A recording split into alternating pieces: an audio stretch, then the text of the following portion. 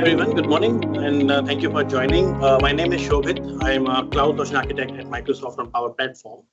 So what that sort of means is I work with customers and organizations on Power Platform and try to set up their Power Platform needs around governance and security, provide some sort of vision and strategy around the whole Power Platform, not just for a particular workload, but from a whole business perspective. So today I'm going to talk about hyper automation. So the reason why I picked this topic is we are at Microsoft seeing a lot of traction in automating not just simple tasks. So we do that, probably all of us do that. At some point of time, we automate stuff, which is repetitive tasks. We pick those up, try to automate them as much as we can for our customers and for stakeholders. But hyper automation looks at a little larger picture, right? And it's not really easy to sort of look at that larger picture because of a lot of challenges. So I will talk about those challenges as well. Before talking about how Microsoft is approaching this unique sort of opportunity and approach. Right. So what I'm going to cover is I will talk about what hyperautomation is. It's a pretty new term, so everybody is aware of that. I will talk about what Microsoft's approach is towards hyperautomation and how Power Automate plays a huge role in that whole automation story. There are a couple of very important pillars to that story as well, which not everybody might be aware of, like guest of flows and proper. I think they are part of the feature set of the Power Platform and Power Automate as well. So I will focus a little bit on that, and we'll talk about those pillars a little bit more as to what they offer from capability perspective. There is a small sort of a video demo at the very end that I pulled up from one of our public websites. So I will put it out for you and then. Right. So we do, as I said, we do a lot of automations. We pick up tasks, we pick up notifications, we pick up manual activities and try to automate them as much as possible. Automation tools that are available to us. Right, but the problem is that problem that we have, or a challenge that we have at the organization level, is to scale it up, to take those simple to medium complexity tasks or activities and take it one notch up to enterprise scale. Try and look at organizations' whole process set and see what we can automate. Okay? The reason why there is a scalability issue or a challenge that we face is because of a number of reasons. But the biggest reason that comes out is because of friction. Friction happens because of two major things. Think of a solution or an automation that has been built, which let's say took years to build because of the complexity. So by the time it went into a user's hand, it became outdated. Right? It is difficult to use. People have found it difficult to adopt. When that happens, you may have a lot of automation opportunities, but you may not be able to automate them because of the friction you are facing from change management perspective. Not just the lack of use itself. There is also in most of the organizations and customers, one business process doesn't run on one application. It doesn't run on one system. It goes through multiple applications. It goes through multiple experiences. It touches data from a variety of systems as well. Combine all those together takes a lot of effort, and sometimes we end up with not an ideal orchestration, but an ideal orchestration or integration as well, right? That also adds to managing different vendors because all these applications and softwares, these experiences come from different vendors because not one vendor, not one company can do everything, right? In that case, it drives complexity, which in turn drives the second frictional point, which is cost, right? At the end of the day, customers would like to realize the value from their investment, not just keep investing and investing on licensing and so on and so forth. So these are some of the core challenges when it comes to scalability of a particular solution to automate it as much as we can. And that's where hyperautomation comes and helps. What hyperautomation is. So if I could define that, and that definition has come from, you can read the definition online as well, from Gartner. It's a way of identifying, setting and automating as much as we can from a business process perspective. We pick up a whole process and we automate as much as we can on that process. Now to do that, it's not, again, as I said before, it's not something that can happen very easily. We don't have one tool, one platform, one suite of products that can help with that. So the identification of those technologies, tools, and platforms is imperative for hyperautomation too. If I talk about some of the tools, right, that are required for this whole activity to happen or this whole hyperautomation effort to succeed, there are a number of different tools that are required to do that. So we need tools that can do robotic process automation. Robotic process automation is nothing but you are emulating what a human can do through software robot. Things that a human does for you, let's say part of your business users team, you are telling somebody else to do some software to do on. And you need low-code application platform. You need intelligent document processing. So it needs to be an end-to-end capability that is required to build a solution that then goes towards hyper-automation and achieve the goal that we desire. It's easier said than done, right? All these applications, all these orchestration tools and technologies, they are available in the market, but not within one suite products. If we go and look at our own customers or our own organizations, you would see the landscape looks something like this. You have a variety of really good one-off vendors, one-off companies, one-off software that do one thing really well. Some company could do automation really well. Some product could do RPA really well. Some product could do process mining really well.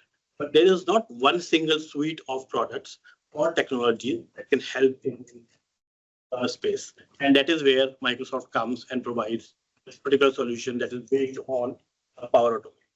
So what is the solution sort of looks like? What are we proposing in this space using the power of Power Platform and most importantly with Power Automate that we have? So most of you would be familiar with a lot of applications, a lot of components that are displayed on the screen. You would have used or built these components in your day-to-day life for your customers, for your stakeholders, for your organizations, right?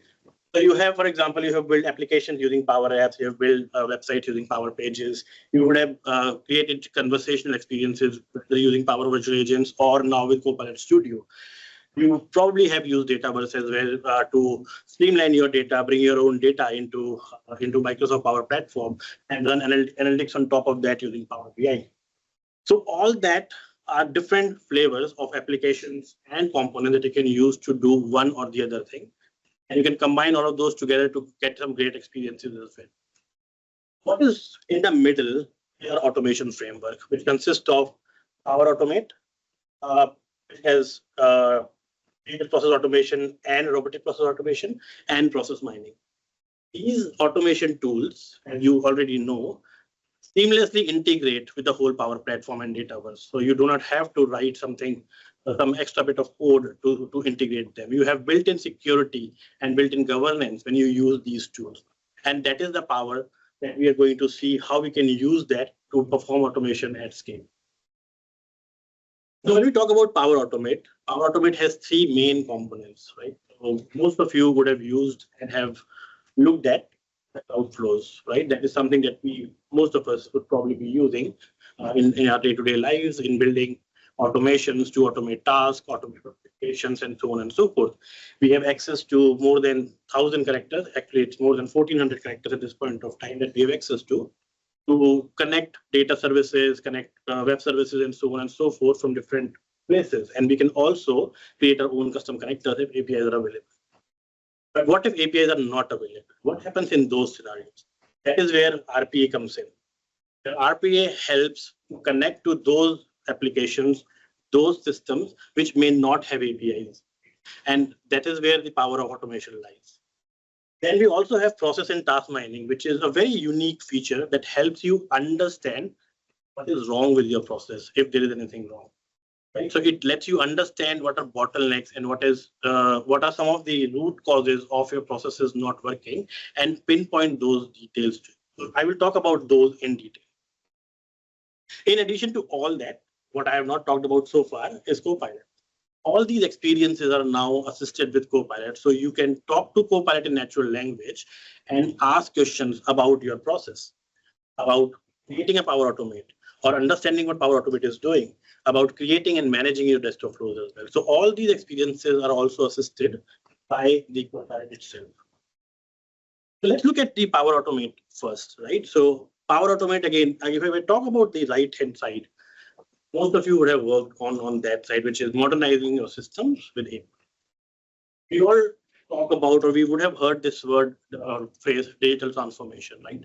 So digital transformation means you help a customer organization modernizing their apps, modernizing their work, but that's not. It doesn't mean that you everything that a customer has, that the organization has, they have to modernize or create something new. At times, due to cost, due to strategy, due to their licensing commitments, they may have to still live with some old system. There will always be some legacy systems that will still exist. Those legacy systems may not have API. Those legacy systems may not have any way to connect to cloud. What do you do in those scenarios? How do you use automation there? And that is where robotic process automation comes in. Robotic process automation or desktop flows help you automate anything which doesn't have APIs with the orchestration of Power Automate, which bridges the whole gap between your on-prem and cloud systems. Before I talk more about robotic process automation, let's look at what's new in Power Automate itself. So we have Power Automate's Copilot, and that is available or infused at various places in Power. So you have this maker experience that lets anybody, not a technical person, not a developer, not an architect, but also a business user comes in, describe what they want, Power Automate in natural language. Iteratively, they can create a Power Automate. You can also ask questions within Power Automate process mining now to understand and optimize processes. And the demo that I'm going to show to you today later will sort of talk about that in detail. You can manage your processes more effectively by querying for telemetry. So you can ask pinpointed question like, tell me what my bottleneck is in this process.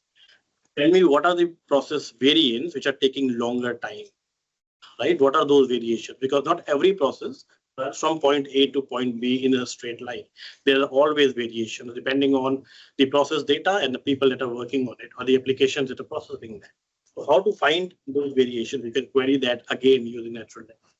And you can get assistance from documentation and also receive recommendation for next steps. So Copilot can tell you that looking at the problem that we have just found, looks like creating a Power Automate to do this is a solution. Or creating a Power App to do this could be a solution. And then you can take that informed decision based on the assistance from Copilot. One of the key things around automation is applying intelligent document processing. AI Builder is one such component that is available in Power Automate, not from today, not from last 1 year, but this AI Builder is available for last 6-7 years. Microsoft has invested heavily in creating these AI models that helps you with making your document intelligent or applying intelligence to documents, understand documents, right? Extract data from documents, categorize the feedback from your customers, automating invoice processing. In this the keynote, I was hearing Martin talking about, right, invoice processing, and there could be a lot of manual errors that can happen. Right? Somebody is looking at, let's say, 50 invoices from 10 different vendors in a day as part of their day-to-day activity. If we could automate that using AI Builder, and the final say still remains with your human, then that solves maybe a lot of problems in the automation space as well.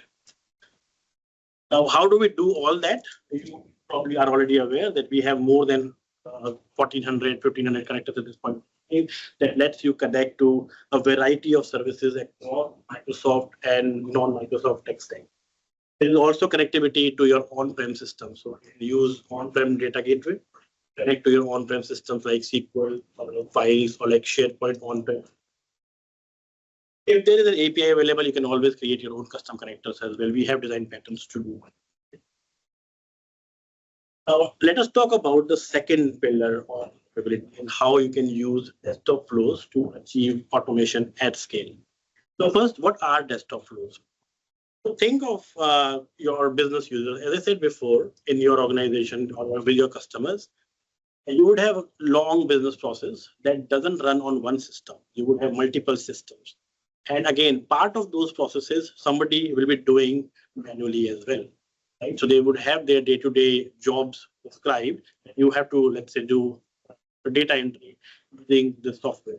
Or you have to download invoices from here, read them, and put that data into an invoice software, something like that. All those activities you can take away from the human and automate them, giving them more time to do something more creative or productive. That's the robotic process flow or rest of flows power that you can. It can work on what the user is doing. It can follow what the user is doing by following their clicks, following their wherever they are clicking on the screen, looking at their mouse. And I will talk about the capability that is recently introduced called AI Recorder that takes it one notch up as well in terms of following the and it helps creating automations based on users' activity. So instead of a user doing that or a human doing that, a robot can do that job for them, making it less error prone, making it more productive. And that is what desktop flows can. Desktop flows can run in two different modes. So you can run it and forget it, which is the unattended mode. So think again of scenarios where you have to, let's say, process a number of back orders that are coming through. Right? Depending on the volume, you probably will have to see how many humans you will put. Let's say there's a season where you get more orders. You may have to put a larger team to process all those orders. You may have less or less frequent people coming in at this point of time. So you have to take that volume up and down depending on how many orders are coming. Running this in the back end means that the human intervention is less. We still require a human to come in and validate that the unattended bot has done, but that can be done for you without human intervention. If you want a human to be a participant in the whole process, you can also run your software bot or desktop flows in attended. So with Power Automate desktop flows, you can automate any task on your desktop. So it can do desktop automation, it can do Excel automation.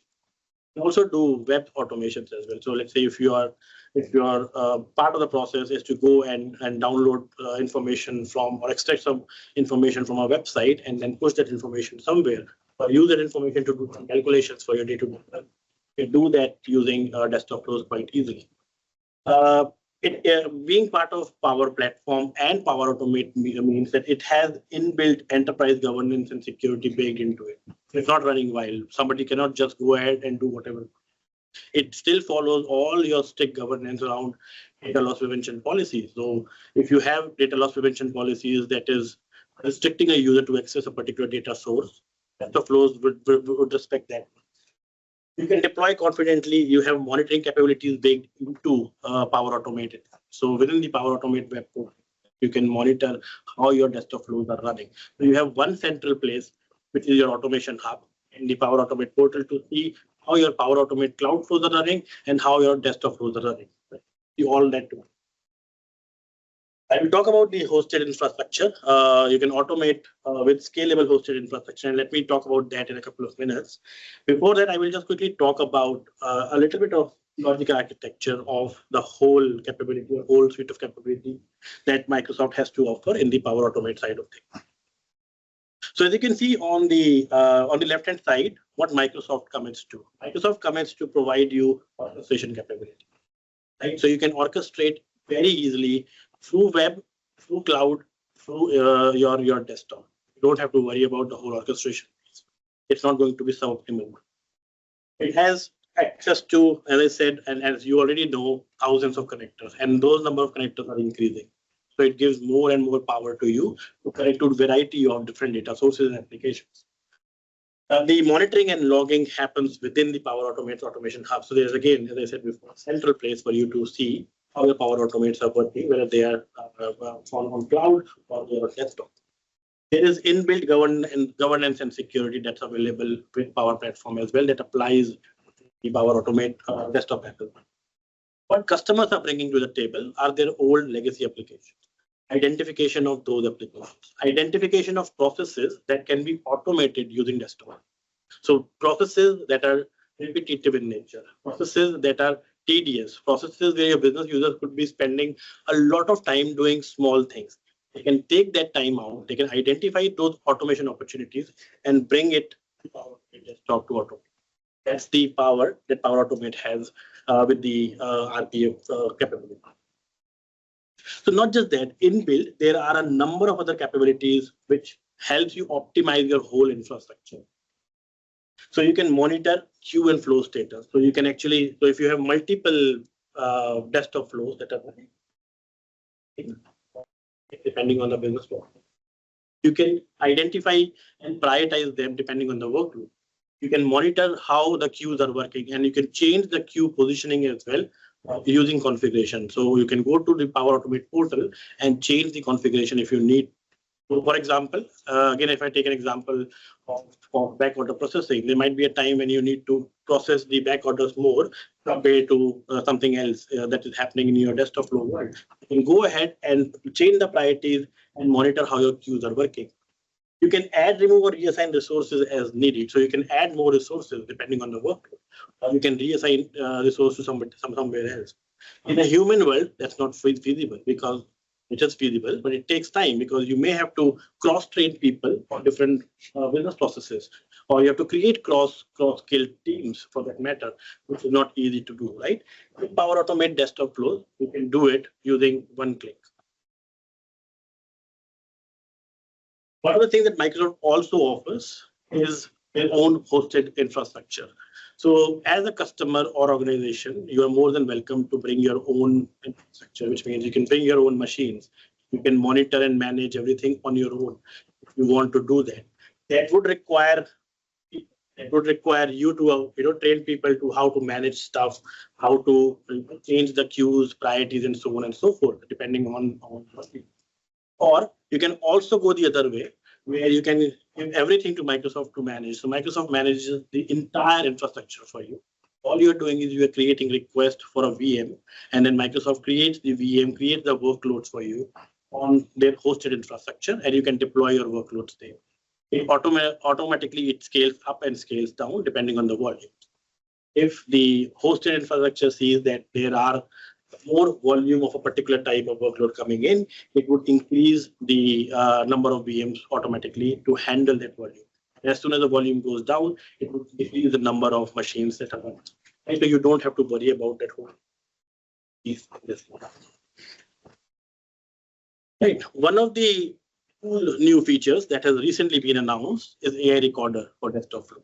I spoke about desktop flows before, and I spoke about that it follows a user by looking at their actions that they're taking by clicking a mouse, opening an application, wherever they're clicking on the screen, it follows that. But with the AI Recorder, it is like you are actually teaching someone how to sort of work. So let's say if there's a new employee in your company, joins your team, joins your organization, there would be some sort of training they would get to know what they need to do. There might be some show and tell session. Oh, you have to do this, this, this, and this. AI Recorder is exactly that. It helps you sort of create that show and tell environment. You're talking to a new person by using text, speech, and by also sharing screen. So just like I'm sharing my screen right now in Teams, you can share your screen to AI Recorder and tell click number 1 here, click number 2 here, then enter data in field A, B, C, D, E, click submit, go out, come back again, and so on and so forth. So it can do that show and tell experience using AI Recorder, which is much greater functionality. So it uses generative AI then to build the flow. So based on the user actions that have happened, it then uses AI to build the flow for you as well. As to these are the actions that the user has taken. This is what I'm supposed to do, and you can then add or remove actions from it. Right. The third pillar that I want to talk about, which is another very important pillar in this whole hyper automation story, is a feature called process mining. So process mining, again, is not something which is very, very old as a concept. So process mining aims to understand your processes, identify bottlenecks, and provide you automation opportunity. Why process mining is important in hyper automation is to prioritize what to automate. A lot of times when we are working with our customers and if we are very eager to automate things, we end up automate stuff that should not be automated for a variety of reasons. Right? It will be too complex to automate, or we need to break it down into some sort of simple pieces before we can automate it, right? And so on and so forth. So identifying those opportunities and what we can automate and what should be prioritized, that's what process mining helps you understand. Now, what process mining does, firstly, is it tries to understand what is wrong with your process, if there is anything wrong, and it tries to surface that information to you. Right? As I said before, a process doesn't go from point A to point B in a straight line. It goes through multiple variations. So process mining first understand your process by collecting data from your system of records, from your event log. right? And create sort of a process map, create a process map for your process itself, which then starts highlighting what are the issues, if there are any issues, so understand any root cause, understand any rework that's happening. Then based on that, it will start suggesting you if you need to do any automations or what actions you should do. You can take actions or you can build your own actions. That's up to you. And then it goes into the monitor state where you monitor your process against the changes that you have done to see if enhancements or changes are working. And process is now confirmed against the benchmarks and KPI that you have set. As you can see, this is not a one-off process. So process mining is not about creating a perfect process, but to introduce continuous process excellence into your processes. That's what process mining aims to do. If we talk about some of the use cases, process mining can be useful. So some of the key use cases are, for example, huge finance processes like accounts payable, right, to order to cash. These processes don't run in one single line ever. Plus, they don't run on one single application as well or through one single team. There would be multiple teams involved, multiple different people involved with different hats. They will only be performing part of the process. To get an idea of the whole process and to surface that information up as to what is wrong with the process is something that you can do using process mining for those huge processes. At the same time, you can also look at individual users' activities and see if they are working the way they are supposed to work. They have a job description, right? They have user manual, for example. But are they going and doing the work in the same manner? Are they being compliant? So you can also surface that information to optimize their workload and also to identify some automation opportunities from. Some of the key capabilities of process mining, and there are a lot more than what I've put on screen here. But you can compare two different versions of processes as well. And we will have a look at that when I will show you the video. Right. So what that means is when you are looking at a process, you look at a process from different lenses. Right. So think again, if you have, let's say, a huge process running for accounts payable, which is running across multiple teams and multiple regions and cities or even countries, you might want to have a look at it in a different way. Okay, how is this country performing or this city? Right? Is there an effect of location on the outcome? Is there an effect of vendors we are dealing with on the outcome? And so on and so forth. So that is where you can create different versions of the process, get a comparison. One of the cool things about process mining is it lets you identify rework very quickly. If there is a rework, if there is, let's say, an activity within the process that is happening multiple times, it starts highlighting that very, very quickly too. So it doesn't take too long for it to do that. It starts highlighting root cause analysis to you. Some of the other insights that it provides, it gives you, so you can create your own KPIs that you want to measure your process against, and then you can filter on those KPIs as well to understand how your process is working after the changes you have made. You can create custom filters to target whatever is important to you. So, for example, you may be interested in understanding about a particular set of vendors. The vendor format is not easy to understand for your user. That's why it is taking time. If you want to understand that bit, you can create your custom filters to do that. Process mining gives you ability to filter your process based on the time, based on the cost, based on the number of activities. There are a variety of filters that you can apply. One of the important filters is time analysis. It gives you what is the mean duration for a particular to be completed. What is the maximum duration? Which variant is taking the longest amount of time? And it lets you have that kind of information configured for you, baked right into the process mining out of the box map. You are not adding anything from your side. Why this is an important pillar, right? Why this is such an important pillar, and the architecture of that will tell you. So it is part of Power Automate's process mining capabilities. It means that your customers, your organizations, if they are using Dynamics 365 or Power Platform, they have already invested a lot in this capability. They are not investing more. The capability is there. It's about how to use it, how to utilize it to understand and realize its full potential. So you can see from the left-hand side, Power Automate process mining uses connectors on the left-hand side, which is baked into Power Platform. You have a variety of connectors to get to your data sources and get the data that is relevant for your process. You insert that data in Dataverse, and then Power Platform's process mining engine runs to create process maps. Those process maps are also stored in Dataverse. What that means is you as a customer or your customer have full access to that process map to create your own visuals if you have, create your own reports if you have. Process mining creates reports in Power BI for you, but you can also take those reports and create your own ones if you want to. And then it does suggest you insights. It gives you options, automation opportunities, do this or do that. Again, that is up to you to thought, but it gives that capability.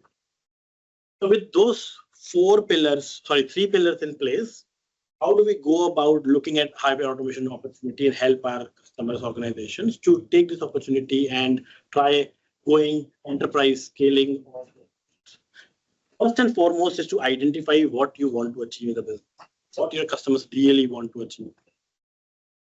What can be automated, what cannot be automated, what are too complex, what are the tools and technology that and look at processes for optimization.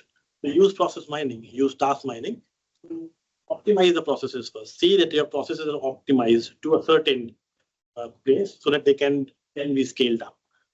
Identify tools and technologies. So I spoke about some of them, and we have a huge tool set of technology within the Power Platform world, like Power Automate, RPA. So see which part of the process is fit for what technology.